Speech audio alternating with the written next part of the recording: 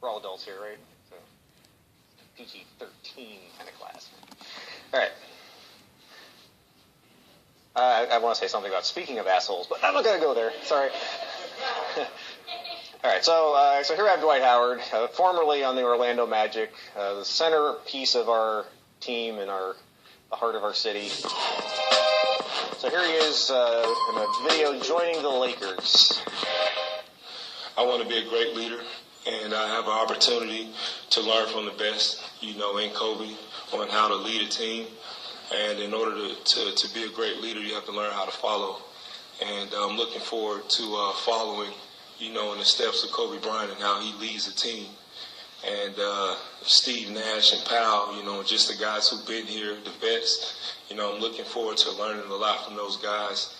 Because one day I want to be the guy that leads, the team, to a championship. And this is the perfect time to start.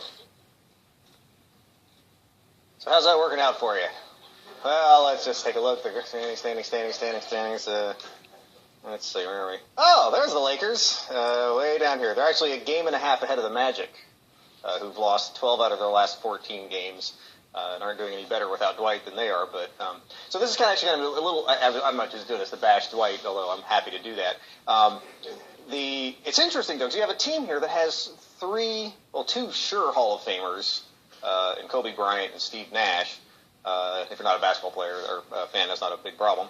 And Dwight Howard's on the path of a Hall of Fame career if he can get a ring and get a championship behind him at some point. So why aren't they better? Right? This is a really interesting question. And, so sports talk radio, people have been talking about this for months. And so when we look at some of the elements of what makes a good team, some of the things about the fit of personnel, skill sets, roles people are playing, kind of come up. It's not just enough to assemble talent. There's a lot more behind it than that. It's actually kind of funny. I'm driving in today, knowing that, of course, I put this in the lecture, and I don't know who the sports talk guy was who was doing this, but he was taking calls from people from around the country on whether they actually would want to have Dwight Howard on their team. Like, does anybody want this guy? He's not helping the Lakers. They've actually gotten a lot worse since he joined the team. And that's just really fascinating after just a few months ago him being kind of touted as the difference maker around the league. So, I'll mention this a couple times as we move forward. All right, so let's talk about what a team